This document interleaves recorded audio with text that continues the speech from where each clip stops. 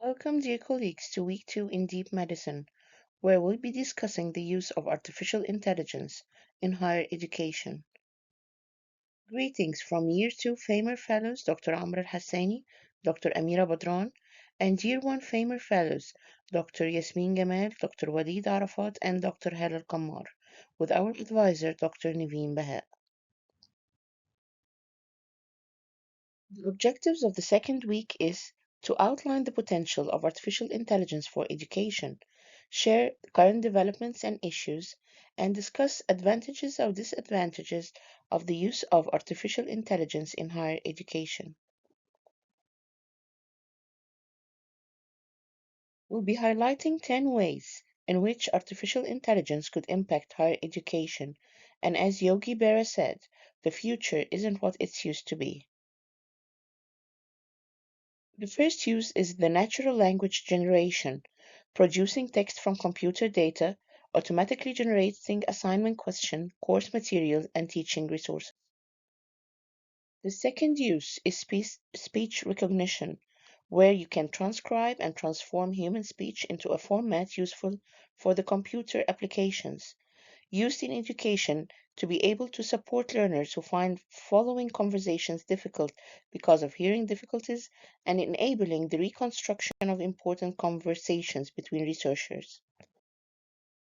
The third use is the use of virtual agents, from simple chatbots to advanced systems that can work that can network with humans. It can be used in education in expanding the use to link to students' adaptive learning engines.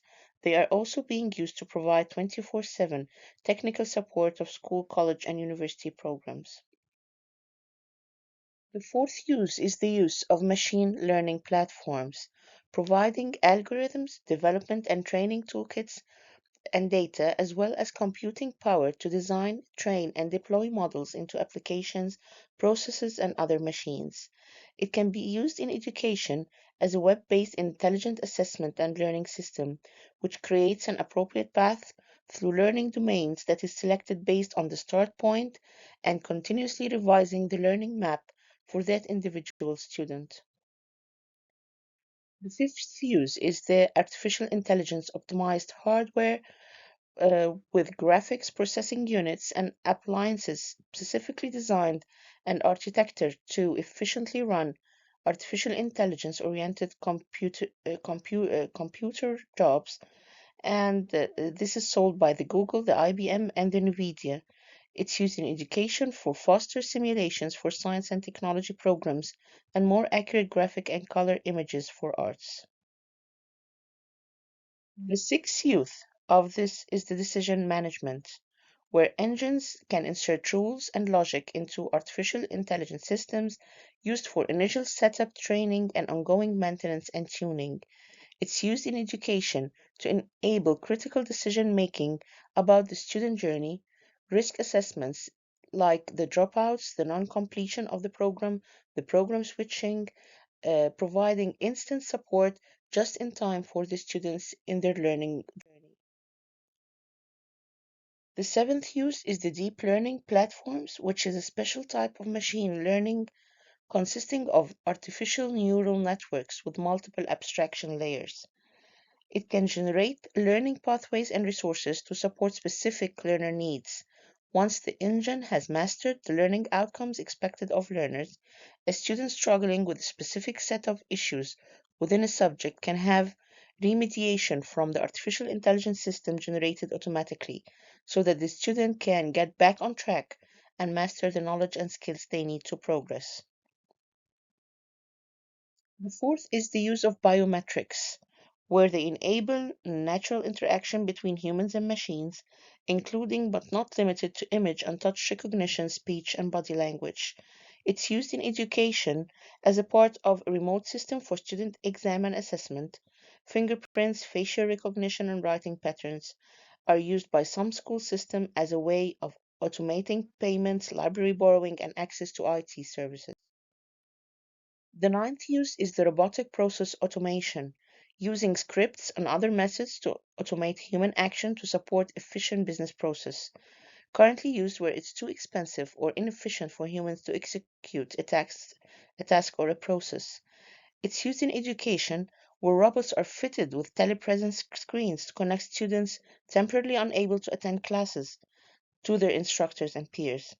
They are remotely controlled video conferences devices that are increasingly used in the fields such as business and healthcare. They're also being used to help autistic students develop social and communication skills. Last use is the text analytics and the natural language processing use and support, facilitating the understanding of sentence structure and meaning, sentiment, and intent. Its use in education is very effective to analyze the error in objective assessment and for the assessment of essays and complex answers to questions. So the use of artificial intelligence-based applications is really vast in the field of education, where it can be used in the student and school assessment, paper exam evaluation and grading, personalized intelligent teaching, smart schools, online and mobile remote education. So what are the advantages and disadvantages of artificial intelligence in medical education? We already know that it can be used in the domain of higher education in curriculum creation, in the learning process, and in the assessment process as well. Comprehensive analysis of the curriculum is done by artificial intelligence machines and chatbots. And the learning process, it's used as the feedback for learning, evaluation of the learning process with guided learning pathway, decreasing the costs, no harm to the patient, and less teacher supervision is required. The advantages in the assessment process include a quicker assessment, objective assessment, feedback on the assessment, and eventually decreasing the costs used in learnings. What are the challenges of implementation of artificial intelligence in medical education? The first challenge is the learner's data integrity.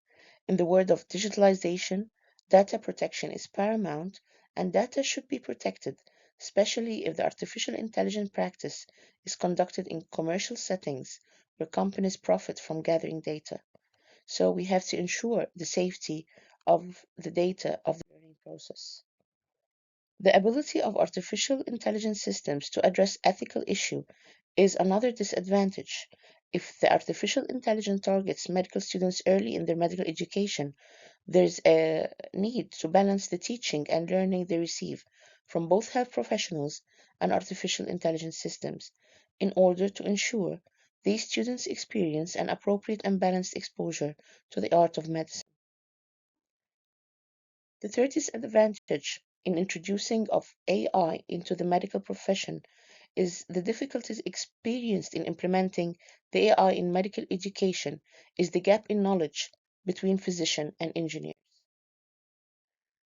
Yet we can conclude that it may be too early to make an overarching statement about the benefits of artificial intelligence in medical education, yet we know that it's the future and we have to implement artificial intelligence in all our education and learning experience.